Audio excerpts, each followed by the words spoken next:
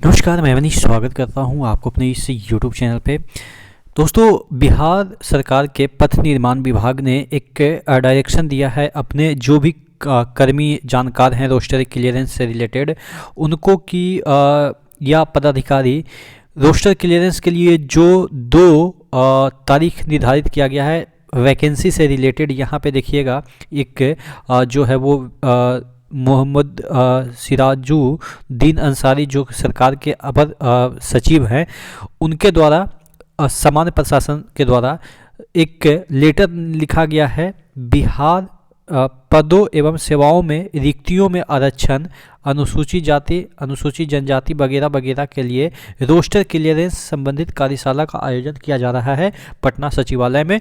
तो उसके लिए लेटर सभी को विभाग को लिखा गया है और उसी में से एक विभाग ने ये अपना जारी कर दिया लेटर कि जो है वो पदाधिकारी और कर्मचारी जो भी जानकार रखते हैं रोस्टर क्लियरेंस के लिए पद के लिए, तो वो उनको भेजा जाएगा। तो अब बात कर लेते हैं इससे आपको क्या मतलब है। देखिए, ये जो चीज़ें दी रखी है यहाँ पे देखिएगा, बिहार में जो पदों और सेवाओं की रिक्तियाँ में आरक्षण हेतु, कहने का मतलब ये है कि ऐसा इसलिए किया जा रहा है चूँकि अब वैकेंसियाँ आपकी आनी शुरू हो गई है और ये साल जो आपका है वो इलेक्शन का समय है और इलेक्शन के समय में वैकेंसियाँ काफ़ी मात्रा में आती है। आपने देखा होगा कि एएनएम की जो अभी रिजल्ट भी लगभग आने वाला ही है। कुछ दिन पहले 13 तारीख तक 10,000 एएनएम के लिए एग्ज़ाम कंडक्ट हुआ, 3 दिन में एग्ज़ाम कंडक्ट हुआ। उसके बाद आपके बीएसएस इंटर लेवल के जो एग्ज़ाम है उसके लिए चीज़ें चल रही है, उसमें 1 महीने का और समय दिया गया है, एडिट के ऑप्शन दिए गए हैं।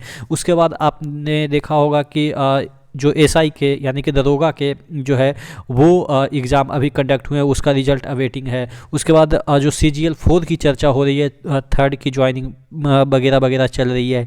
तो इस तरीके से देखें तो अभी कुछ वैकेंसियाँ जो मार्केट में चल रही है बिहार के, और कुछ वैकेंसियाँ आने वाली है और धड़ल्ले से आएगी, आपके ग्रुप डी की वैकेंसी आने वाली है। तो इन सब के लिए आपको रोस्टर क्लियरेंस देना पड़ता है, यानी कि कितनी नियुक्तियाँ ओबीसी के होंगे, ओबीसी में BC1 की कितनी वैकेंसी होगी, BC2 की कितनी वैकेंसी होगी, उसके बाद ST की कितनी वैकेंसी होगी। तो ये सभी डिपार्टमेंट अपना अपना वहाँ रिक्तियाँ देती है, क्लियरेंस करके तब जाके वैकेंसी निकलती है। तो उसी के मद्देनज़र रखते हुए यहाँ पे आप देखेंगे कि 2 दिन यहाँ पे देखिएगा 22 और 23 को ये एक मीटिंग रखी गई है जिसमें कि रोस्टर क्लियरेंस से रिलेटेड चर्चा होगी और नियुक्तियां वगैरह के लिए निकाली जाएगी। तो ये चीज़ें अच्छी खबर है, मुझे लगा कि आपके साथ शेयर करनी चाहिए क्योंकि पल पल के अपडेट आपको होनी चाहिए कि वैकेंसी आ रही है कि नहीं आ रही है, इसके पीछे क्या चल रहा है। देखिए, आज पहले क्या होता था ना कि जब वैकेंसी आती थी तभी आपको इन्फॉर्मेशन पता चलती थी कि वैकेंसी आ गई, लेकिन अब क्या है कि डिजिटल युग में